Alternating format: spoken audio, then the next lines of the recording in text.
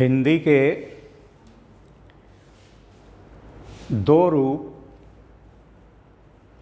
गद्य और काव्य।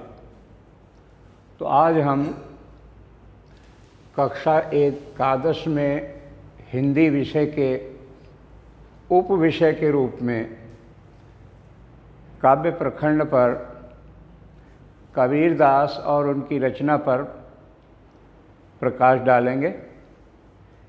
कबीरदास ऐसे समय में पैदा हुए जब समाज में बहुत सारी विषमताएं थीं।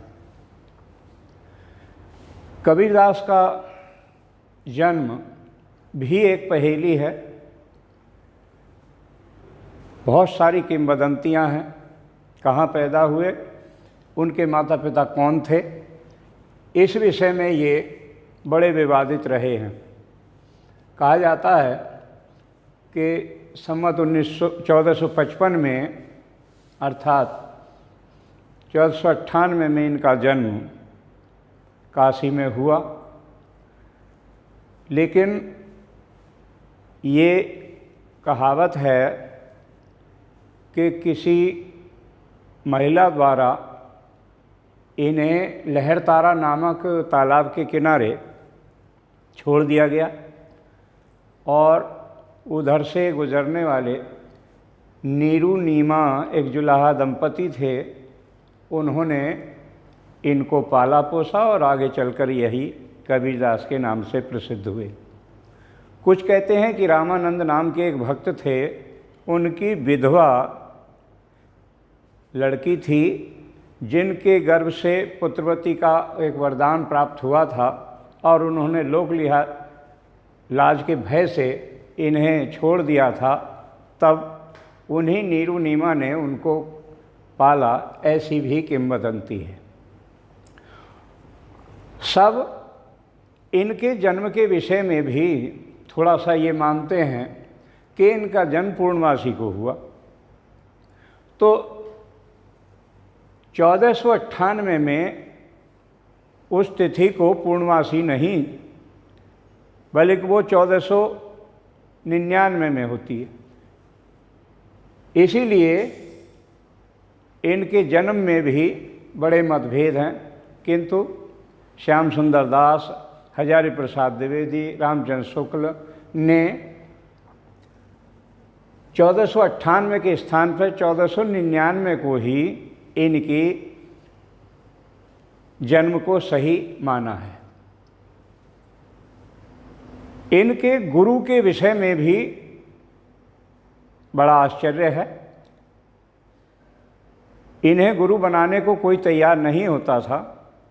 एक बार इन्होंने सोचा कि रामानंद गुरुजी जो हैं प्रसिद्ध हैं, अच्छे हैं, मैं क्यों ना उन्हें ही गुरु बनाऊं।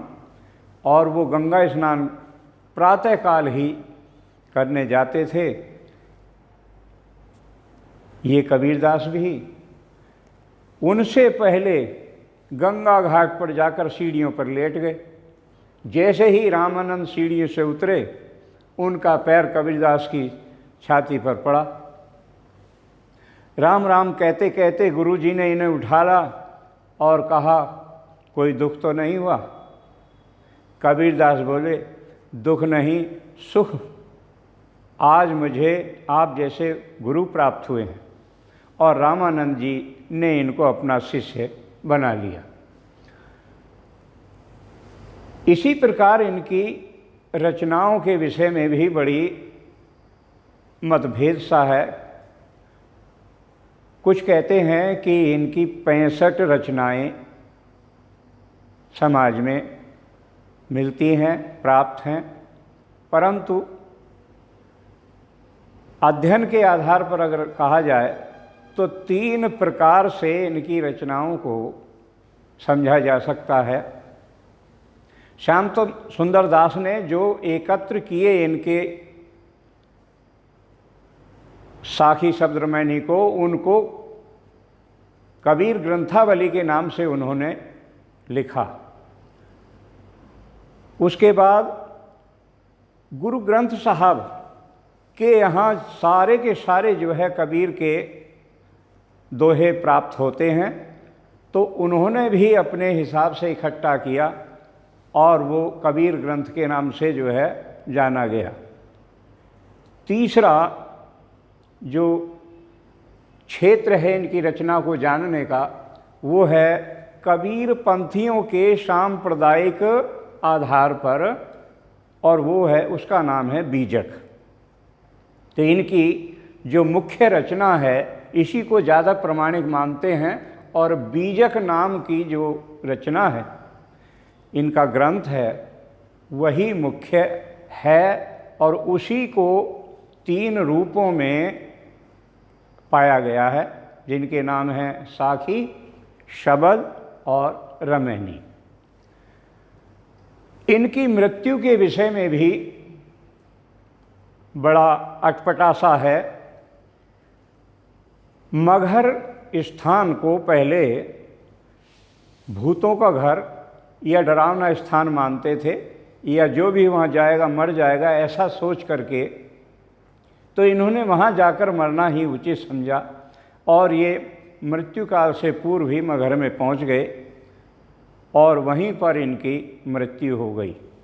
किंतु लोगों में इनकी मृत्यु के विषय में भी बड़ा सस्पेंस है, और कुछ कहते हैं कि ये 1559 में मृत्यु को प्राप्त हुए। इनके एक शिष्य थे धर्मदास, उन्होंने कहा कि नहीं, ये 1569 में मरे। अधिकतर जानने वाले सभी कहते हैं कि कबीरदास 120 वर्ष के होकर मरे। इस हिसाब से इनकी मृत्यु लगभग 1575 में हुई। तो इनका सभी जो है, चाहे जन्म हो या मृत्यु हो, माता पिता हो, सभी जो है संशय के दायरे में रहे, किंतु इन्होंने अपना कार्य करना, अध्ययन करना या उपदेश देना नहीं छोड़ा। इनकी भाषा पर अगर ध्यान दिया जाए तो ये पढ़े लिखे नहीं थे। इन्होंने खुद, इनके शिष्यों द्वारा जो लिखा गया है उसमें है,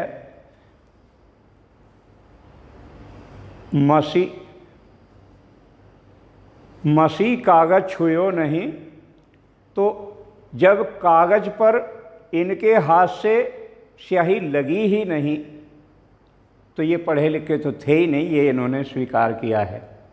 फिर भी इनका जो भक्ति तंत्र था वो बहुत दृढ़ था, इतना दृढ़ था कि ये भक्ति को सर्वश्रेष्ठ मानते थे। इनकी भक्ति के रूप में जो इनका रहस्यवाद है वो बहुत प्रखर है। रहस्यवाद के नाम से ही कबीरदास को महान कवियों की गिनती में गिना जाता है, लेकिन इनका ये रहस्यवाद दूसरे रूप में समाज सुधार के रूप में भी है। इनका समाज सुधार भी कम नहीं है। किसी भी एक जाति संप्रदाय को ये इतना धमकाते थे ताकि वो अपनी बुराई को छोड़ दें। इन्होंने उन मुसलमानों को जो मस्जिद बनाकर और उस पर बहुत ऊंची आवाज़ में लाउड स्पीकर रख कर के बांग देते हैं, उनको ऐसी फटकार लगाई कि तर्कहीन हो गए, और इन्होंने कहा, कांकर पाथर जोड़ के मस्जिद लई चुनाए, ता चढ़े मुल्ला बांग दे, क्या बहरा हुआ खुदा है।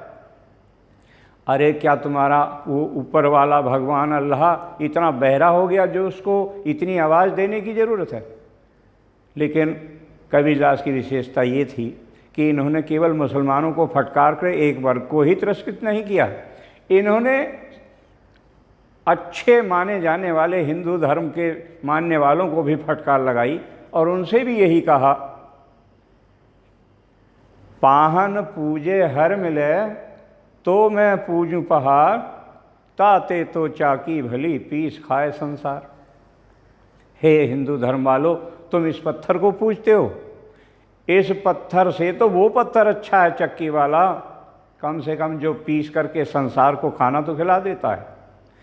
इन्होंने सबको मुंह बंद कर दिए अपने तर्कों को दे करके, और ये तर्क उनका रहस्यवाद भी था और समाज सुधार भी था। तो इनकी भाषा कोई भाषा नहीं थी, जहाँ गए वहाँ ही इन्होंने उस भाषा में उपदेश दिए। इसीलिए क्योंकि ये ज़्यादातर पंजाब, हरियाणा और राजस्थान में घूमे, वहीं के क्षेत्र की भाषा इन्होंने ज़्यादातर उसमें लिखी है और इनकी भाषा को हम सदुकड़ी या खिचड़ी के नाम से जानते हैं। इनके जो काव्य है और काव्य में जो रचनाएं हैं वो 3 प्रकार की हैं। साखी अर्थात दोहे, इन्होंने अपने सभी दोहे दिए हैं, लिखे हैं और सरल भाषा में भी हैं, लेकिन कुछ दोहों के इतने गहरे अर्थ हैं जो सामान्य स्तर से बहुत ऊंचे हैं। तो और कुछ दोहे ऐसे सरल भाषा में भी लिखे हैं कि जिसको समझना एक बहुत कम बुद्धि वाले भी जो है उसे आसानी से समझ सकते हैं। जैसे सांच बराबर तप नहीं, झूठ बराबर पाप। तो वहीं पर जो है ये भक्ति मार्ग में भी घुस जाते हैं, तो उसको कहते हैं कि लंबा मार्ग, यानी भक्ति करने का जो मार्ग है वो बड़ा लंबा है और प्रभु का जो घर है वो दूर है, बहुत दूर है। इनकी एक शब्द है उलटवासियाँ, जो रहस्यवाद से संबंधित है। ये कहते जो हैं वो उल्टा लगता है, लेकिन उसका अर्थ बड़ा गंभीर निकलता है। जैसे नंगी को रंगी को नारंगी कहते, नगद माल को खोया। यानी जिस हम नारंगी कह रहे हैं जबकि वो रंगदार है। इसी तरह से मावा जिसमें सब कुछ है उसको कह रहे हैं हम खोआ, यानी सब कुछ खो दिया। तो इस प्रकार से इनके अर्थ जो है बड़े गंभीर निकलते हैं। एक दोहे के माध्यम से इन्होंने बताया कि पानी से बर्फ़ बन जाता है, बर्फ़ को पिघला दो पुनः पानी बन जाता है। तो कबीरदास जी परेशान हैं, पानी का बर्फ़ बन गया, बर्फ़ का पानी बन गया, इससे हुआ क्या समझ में तो कुछ आ नहीं रहा। लेकिन इनका अर्थ यही नहीं है, इनका अर्थ तो है आत्मा का जन्म परमात्मा से हुआ और मरने के बाद भी आत्मा परमात्मा में चली गई। अर्थात पानी और बर्फ़, आत्मा और परमात्मा, ये ऐसा स्वरूप है जिसके विषय में कुछ भी कहा नहीं जा सकता। इन्होंने ऐसे ऐसे उपदेश भी दिए हैं शब्द और रमैनी के माध्यम से। ये शब्द रमैने ऐसे हैं जिसको गाया भी जा सकता है, लयबद्ध है। तो इनके माध्यम से ऐसे उपदेश दिए हैं। एक है पंडित वाद वदंते झूठा, उसमें कहा है कि बड़े बड़े विद्वान पंडित जो कहते हैं वो गलत लगता है। अगर राम राम कहने से प्रभु मिल जाया करें, अगर गुड़ कहने से मुंह मीठा हो जाया करे, अगर पानी कहने से प्यास बुझ जाया करे, भोजन कहने से अगर हमारे भूख मिट जाए, तो फिर हर एक कोई तर जाएगा, किसी को कोई परेशानी नहीं रहेगी। कितने ऐसे तपस्वी हैं जो नाम लेते लेते लेते मर जाते हैं, लेकिन उनको प्रभु नहीं मिलते। ये मुख्य कारण मानते हैं श्रद्धा विश्वास। अगर अटल विश्वास इनकी श्रद्धा के साथ होगा तभी वो परमात्मा इनको प्राप्त होंगे। इसीलिए इतना ही नहीं, इन्होंने एक उदाहरण के द्वारा कहा है, काहेरी नलनी तू कुमलानी। नलनी वो कमल फूल जो तालाब में खिलता है, जिसकी जड़ पानी में है, जिसका निवास पानी में है, रहना पानी में है, बढ़ना पानी में है, फिर भी मुरझा जाता है। कबीरदास जी पूछते हैं, हे कमल बता तुझे क्या दुख है। लेकिन इनका संबंध उस कमल से नहीं है। कमल के रूप में कहते हैं कमल तो जीवात्मा है और वो ब्रह्म रूपी पानी में जो है पड़ा हुआ है।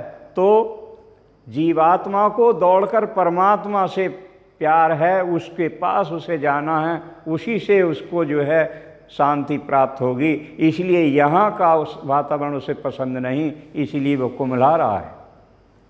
ये उलटवासियाँ कबीरदास की हैं जो इनके काव्य में यत्र तत्र सर्वत्र दिखाई देती हैं।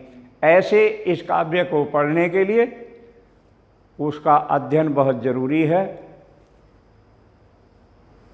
आज इतना ही, शेष आगे।